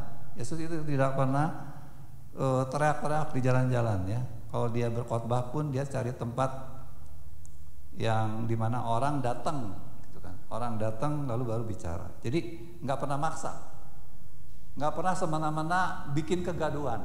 Yesus tuh kayak begitu ya. Bahkan bulu yang patah terkulai tidak akan diputuskannya. Artinya Yesus itu sabar. Sabar saudara. Waktu ada ini kan bulu yang patah itu artinya kan kalau orang ini udah parah ya saudara ya. Udah nggak ada harapan. Mungkin kelakuannya udah jelek banget ya. Udah nggak bisa. Ini kayak suami ini udah nggak mau ke gereja, malah menghalangi istrinya ke gereja. Ini seperti bulu yang patah. Kalau saudara cari nasihat yang ke orang-orang, udah ngapain suami kayak gitu dipertahanin gitu ya. Cerai, bulu yang patah patahin gitu kan ya. Sumbu yang pudar tidak akan dipadamkan. Kalau menurut akal manusia, kadang-kadang nasihat orang mah geus lah gitu ya. Udah tidak ada harapan. Tapi kalau saudara di dalam Tuhan tidak bisa saudara menutup harapan. Selama orang itu hidup, kita punya harapan. Ini kenapa? Karena ada roh Allah yang jauh lebih besar dari apapun ya. Ya, tidak akan, Yesus tidak pernah menyerah walaupun kelihatannya tidak ada harapan dari sisi manusiawinya ya. Oke, bagian terakhir saudara, lalu bagaimana kita bagaimana mengandalkan Roh Kudus itu bagaimana prakteknya ya? Kuncinya ini saudara ya, Yohanes 14 ayat 26. Kita baca sama-sama. 1, 2, 3. Tetapi penghibur yaitu Roh Kudus yang akan diutus oleh Bapa dalam namaku, dialah yang akan mengajarkan segala sesuatu kepadamu dan akan mengingatkan kamu akan semua yang telah kukatakan kepadamu. Ini saudara yang harus kita minta terwujud dalam hidup kita ya. Nomor 1 saudara ya, saya ambil kebalikannya dulu bagian belakangnya. Pertama adalah mengingatkan akan semua yang telah Yesus katakan. Kalau bagi murid-murid, perkataan-perkataan Yesus itu kan belum jadi kitab perjanjian baru saudara ya. Jadi baru omongan-omongan yang didengar dan diingat. Dan tentu saja murid-murid banyak yang lupa. Karena itu Yesus berkata seperti ini, Roh Kudus itu akan mengingatkan. Makanya lalu bisa ditulis Matius, Markus, Lukas, Yohanes. Karena Roh Kudus mengingatkan. Lalu ditulis. Kita, saudara, kita bisa baca yang Yesus katakan. Firman itu bisa dibaca, ya. Tapi apakah kita selalu ingat? Tidak. Sering lupa ya saudara. Walaupun ada Alkitabnya dan bisa dibuka, tetapi kan terlalu banyak. Yang mana? Untuk kasus ini firman yang mana yang harus kita pakai, kan begitu kan? Nah, jadi bukan cuma Roh Kudus itu bukan cuma mengingatkan firman, maksudnya bagaimana? Mengingatkan firman yang tepat untuk kondisi saudara. Kita butuh itu, saudara. Kalau dokter kan harus ingat resepnya ya. Ini sakit ini, nulis resepnya apa, saudara? Bayangin kalau lupa. Waduh, saudara bisa salah-salah ngasih resepnya. Dan penyakit banyak, saudara ya. Tiap penyakit beda obatnya. Nah, sama saudara. Kita ikut Tuhan, kita butuh firman yang harus jadi senjata. Tetapi firman yang mana untuk ini, firman yang ini untuk ini, itu beda-beda. Nanti saya akan bagikan lagi cara Yesus menangani kasus itu.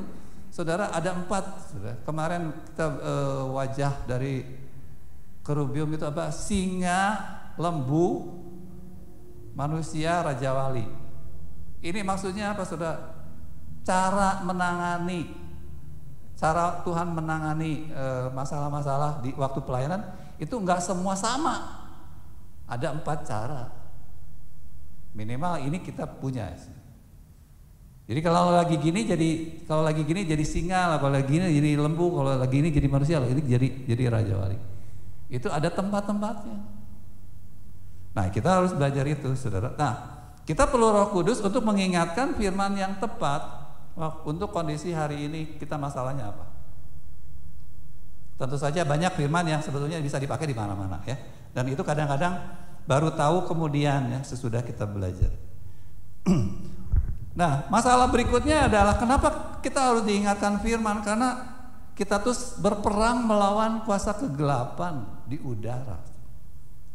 Dan kita nggak punya senjata fisik, tidak akan bisa berguna. Senjata pikiran kita tidak memadai untuk mengalahkan iblis dengan segala tipu daya. Yang bisa itu hanya firman. Dan saudara harus pakai sebagai senjata. Ingat, kenapa kita gagal? Karena kita tidak tahu cara pakai firman itu. Hafal bagus, tapi kalau saudara caranya salah kan, pakai pedang. Harusnya pakai panah, saudara pakai pedang misalnya, karena jarak jauh. Ya saudara, pedang yang nggak akan bisa ngalahin musuhnya pakai panah. Kecuali saudara, kalau ada musuh pakai panah yang dibutuhkan apa saudara? Perisai, bukan pedang. Capek saudara nangkisin anak panah yang cepet ya. Kecuali saudara sakti ya. Itu kan cara pakainya. Harus tahu. Nah, kita butuh Roh Kudus, tapi saudara, bagaimana Roh Kudus bisa mengingatkan kalau saudara nggak pernah baca? Jadi kan saudara harus baca dulu. Murid-murid diingatkan karena pernah dengar gitu. Yesus pernah ngomong ini, tapi lupa. Roh Kudus ingetin. Sekarang saudara nggak pernah baca, Roh Kudus mau ngingetin. Saudara nggak pernah baca, nggak pernah pelajari sungguh-sungguh, nggak pernah berminat untuk ngerti, nggak pernah tertarik ada Bible study, ada pecah roti, nggak pernah datang karena merasa udah pintar, udah nggak butuh firman. Kecuali saudara, saya suka nggak ngerti bahasanya, oke, ngomong ya, mohon maaf gitu, karena mungkin kami tidak memperhatikan ada yang kesulitan bahasa. Tapi kalau yang merasa ngerti, males karena merasa ngapain sih gitu-gitu amat, nah itu saudara ya, bagaimana bisa mengalahkan iblis, bagaimana saudara bisa berhasil gitu ya. Jadi Roh Kudus hanya bisa mengingatkan kalau saudara udah pernah baca, atau saudara pernah dengar dan saudara sebetulnya ngerti gitu kan, dengar khotbah ngerti, tetapi saudara mungkin nggak pernah bisa mengingat karena udah apalagi udah umurnya banyak ya nggak bisa ingat kan. Tetapi Roh Kudus itu ngerti kelemahan kita, tapi hati kita bersih, hati kita hanya ingin menurut, maka Roh Kudus akan menolong. Akhirnya kita bisa pakai senjata, akhirnya kita berhasil. Ya, Lalu yang kedua yang tidak kalah penting yang saya sudah sering kali sampaikan dan itu menjadi pengalaman hidup saya dan saya akan terus belajar seperti ini, itu Roh Kudus akan mengajarkan segala sesuatu. Ini jangan cuma ngomongin tentang hal rohani, ngerti firman itu Roh Kudus yang ngajarin, yang lain-lain tidak diajarin. Tidak, saudara. Roh Kudus akan mengajar cara menangani masalah-masalah yang lahiriah sekalipun, ya. Termasuk di rumah kita ada masalah apa? Masalah listrik, masalah air, ya kan? Benerin bagian rumah yang rusak, saudara nggak ngerti. Dan minta tolong orang juga mungkin kondisi Covid gini serba riskan ya.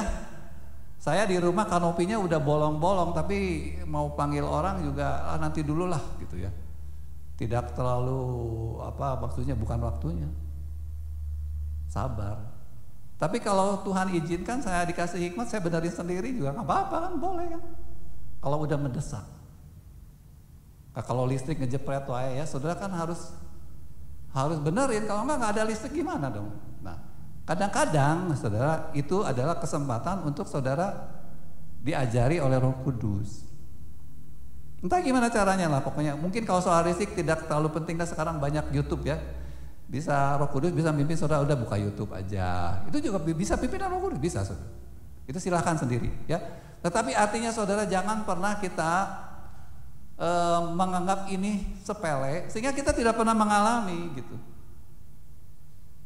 tidak pernah mencoba. Jadi saudara selalu ngandelin orang ya. Saudara selalu bayar orang, selalu keluar duit dan tidak pernah belajar sesuatu yang baru. Apalagi menyangkut mengambil keputusan, milih calon istri bingung, akhirnya minta tolong orang lain pilihin. Ya saudara jangan seperti itu gitu. Saudara harus bisa memutuskan, ya kan gitu. Atau saudara pengen punya istri tapi nggak tahu caranya, kan harus belajar sama Roh Kudus mungkin ya, karena saudara minta tolong orang lain juga mungkin malu atau bagaimana ya. Banyak saudara yang harus, kenapa saya belum nikah? Tanya sama Roh Kudus satu. Apakah saya harus nikah? Mungkin Roh Kudus akan, iya kamu nggak nikah karena kamu salah, sikap kamu terhadap laki-laki atau terhadap perempuan salah. Bisa kan? Bisa saudara. Dan saudara akan diberitahu. Apapun ya yang benernya itu nanti akan dikasih tahu. Akhirnya kita akan punya kaya dengan pengalaman ini karena semuanya ini dia janjikan. Inilah bedanya. Orang Kristen itu dipimpin oleh Allah langsung dari tahta, diberi Roh Kudus sebagai penolong, saudara.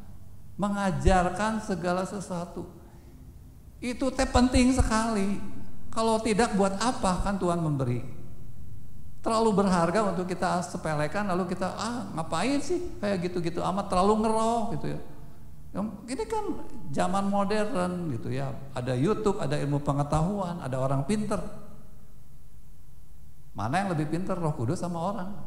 Itu masalahnya gitu. Dan kita tidak mau terjebak di omongan-omongan orang ini. Kita harus pegang firman. Ya akan dianggap sombong kalau kita tidak ada buktinya. Tapi kalau saudara kita mah bukan nggak ada urusan lah sama orang pendapat, kita mau menghargai Roh Kudus. Ya, bukan juga mau memanfaatkan. Kita ingin ini jadi kenyataan gitu. Dan bagaimana bisa jadi kenyataan kalau saudara tidak memberi kesempatan untuk Roh Kudus mengajar kita. Jadi makanya ini ya sesuatu yang beda banget ya saudara. Cara kita mengatasi masalah. Nah sekarang lagi Covid gini juga saudara, ini penting ini belajar kepada Roh Kudus. Karena kita nggak tahu bagaimana keluar dari Covid yang udah kena ya. Yang belum kena, yang udah gejala harus bagaimana, semuanya juga hal yang baru. Kalau saudara pakai merasa pintar, udah langsung aja pungutin semua kan nasihat orang banyak semua, minum kayu putih lah ya sudah semua diminum nanti malah saudara malah sakitnya beda lagi, keracunan. Ya. Oke, saudara ini mudah-mudahan bisa dipraktekkan. Ya, jadi kemenangan Yesus itu kuncinya adalah menjadi hamba dan penuh Roh Kudus. Ya, kalau simpel seperti itu. Lalu kita mari seperti itu. Oke? Karena hanya orang yang menang, dia ini sekilas aja ya. Hanya orang yang menang yang mempunyai masa depan gemilang ya. Kita baca ayat-ayat ini sebagai terakhir. 1, 2, 3. Barang siapa menang dan melakukan pekerjaanku sampai kesudahannya, kepadanya akan kukaruniakan kuasa atas bangsa-bangsa, dan ia akan memerintah mereka dengan tongkat besi, dan mereka akan diremukkan seperti tembikar tukang periuk, sama seperti yang kuterima dari Bapakku, dan kepadanya akan kukaruniakan bintang timur. Ini terlalu, saudara, luar biasa gede ya ini. Ini jangan dianggap khayalan. Lalu Wahyu 3 ayat 21. Barang siapa menang, ia akan kududukan bersama-sama dengan aku di atas tahta. Ini lebih tinggi lagi, saudara. Sebagaimana aku pun telah menang dan duduk bersama-sama dengan Bapakku di atas tahtanya. Yang ketiga, Wahyu 21 ayat 7. Barang siapa menang, ia akan memperoleh semuanya ini. Apa semuanya ini? Saudara baca ayat 1 sampai 6 nanti di rumah ya. Dan aku akan menjadi Allahnya dan ia akan menjadi Allahku. Saudara mau menang? Berkemenangan, berjalan dari kemenangan kepada kemenangan, bukan menurut dunia. Sekali lagi ya, dengan cara mengikut teladan Kristus, yaitu rendah hati dan lemah lembut ya, dengan menghamba kepada Allah dan menerima kuasa dari Allah, yaitu Roh Kudus, untuk menjadi andalan kita. Maka kita akan nanti menerima semuanya ini ya. Kita berharap kita termasuk orang-orang yang menang dan berbahagia. Kita akan masuk dalam doa. Kita akan memuji jasa dari Yesus ya, Sang Anak Domba. Kita akan naikkan pujian haleluya, haleluya ya, bagi Anak Domba.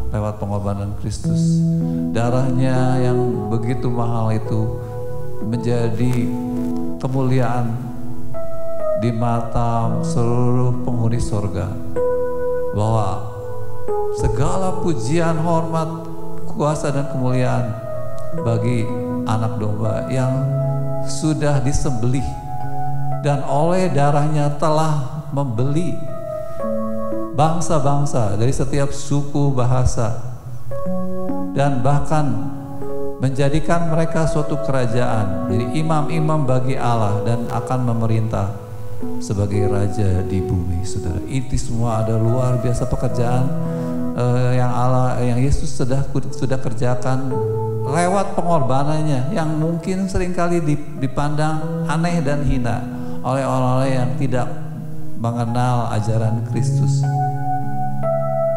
yang menjadi cemoohan. Salib itu menjadi kehinaan bagi dunia, tidak masuk akal. Tetapi bagi kita yang mengerti betapa besarnya, betapa hebatnya cara Tuhan di dalam menyelesaikan masalah, jauh lebih mulia dari yang bisa dipikirkan oleh manusia. Karena semuanya menjawab semuanya, yaitu bahwa Allah itu adalah kasih, bahwa Allah itu melakukan segala sesuatu berdasarkan kasih-Nya. Karena itu saudara, kita pun akan melanjutkan apa yang Yesus sudah lakukan.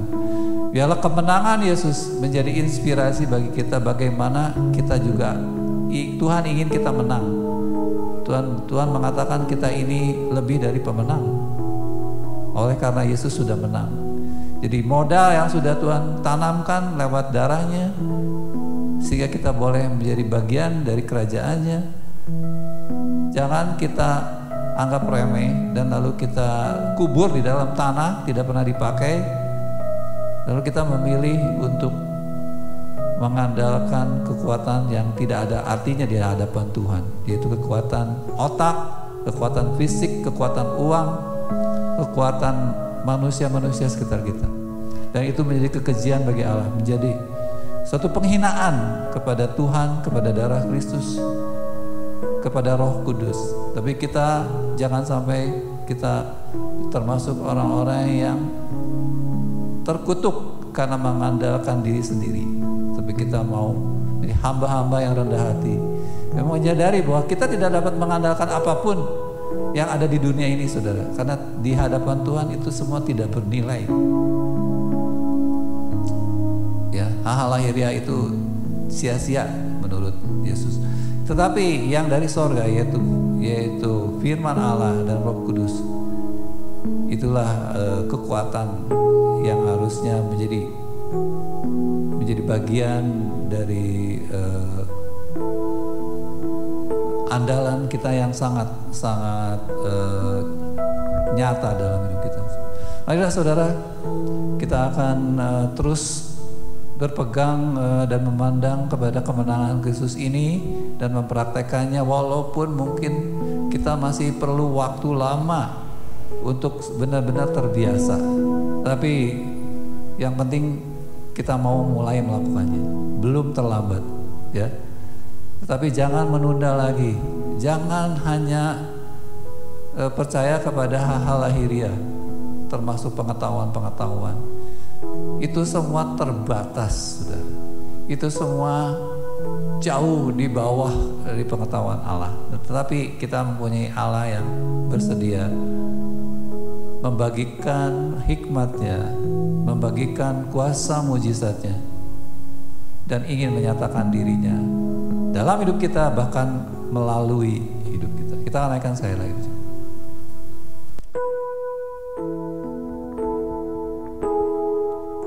Haleluya, haleluya, bagi anak domba. Haleluya, haleluya, darahnya meneguhkan setiap lidah, suku, bangsa, semua makhluk dan pula.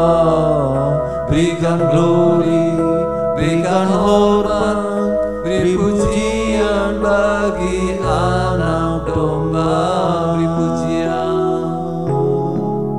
Beri pujian bagi anak domba.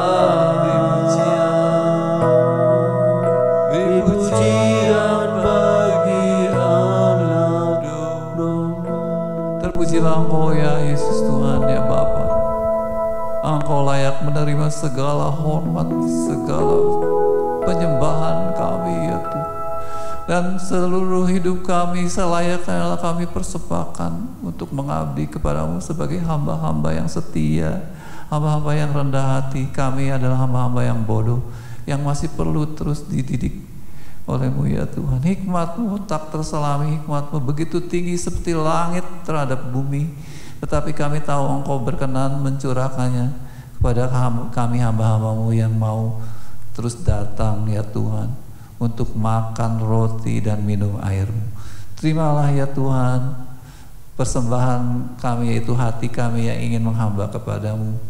Tuhan, bangkitkan rasa cinta kami kepada firman-Mu lebih lagi, supaya kami ya Tuhan mau mengambil waktu-waktu untuk belajar, bukan hanya sendiri tapi belajar bersama-sama, bahkan lebih giat lagi ya Tuhan Yesus untuk berdiskusi bagaimana mempraktekkan firman ini di dalam kehidupan masing-masing, di dalam kehidupan yang berbeda-beda dengan persoalan-persoalan yang berbeda-beda, sehingga kami semakin diperkaya satu dengan yang lain ya Tuhan, sehingga kami juga bahkan mempunyai kesaksian-kesaksian yang nyata yang saling menguatkan satu dengan yang lain, bagaimana Allah sendiri mengajar segala sesuatu yang kami perlukan sehingga menjadi jawaban bagi doa-doa kami, sehingga kami sungguh-sungguh berbahagia karena sungguh-sungguh kami menghadapi hidup ini bersama-sama dengan Engkau dan menang pada akhirnya.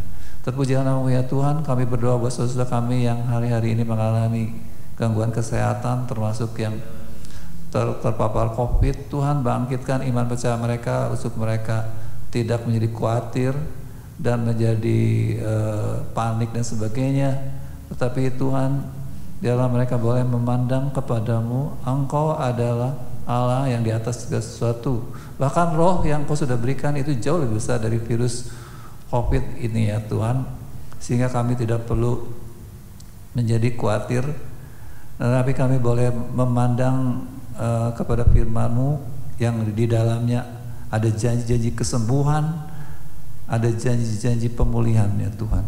Kami berdoa supaya semua dosa kami segera dipulihkan ya Tuhan, dan dapat menjadi negatif dari virus ini. Tuhan menolong ya Tuhan, dan semua yang lain Kau kiranya menolong kami agar kami mengambil kekuatan daripada-Mu lebih lagi, supaya kami bisa terhindar dari paparan ini, kecuali Engkau memang ingin mengajar kami melalui cara yang lain ya Bapak. Kami berserah ke dalam tangan-Mu. Terima kasih ya Bapak, memberkati anak-anak-Mu ya Tuhan, dengan persoalan-persoalan yang mereka hadapi semuanya, biarlah firman Allah di jawaban, dan kami semua boleh berlatih untuk mendapat pertolongan daripada-Mu. Terima kasih Tuhan Yesus. Saudara yang sangat dikasih Tuhan, pulanglah bawalah berkat kekuatan firman Allah, di mana kita manusia tidak dapat hidup hanya dari kekuatan yang selama ini dunia kenal, dari roti-roti dunia, tetapi juga harus dari firman Allah. Terimalah kekuatan yang menghidupkan ini yang Allah Bapa sediakan, bila Tuhan Yesus akan terus meneguh berdoa supaya iman saudara semakin kokoh, sehingga kita bisa menang melawan iblis, dan Roh Kudus kiranya boleh menjadi nyata bagaimana mengajar dan mengingatkan setiap kebenaran firman Allah pada waktunya, sehingga kita bisa bertahan melawan segala tipu muslihat iblis dan tetap berdiri tegak dan menyelesaikan setiap masalah yang Tuhan izinkan. Terpujilah nama Tuhan kita Yesus Kristus sekarang sampai selama-lamanya. Di dalam nama Tuhan Yesus Kristus, amin. Selamat siang.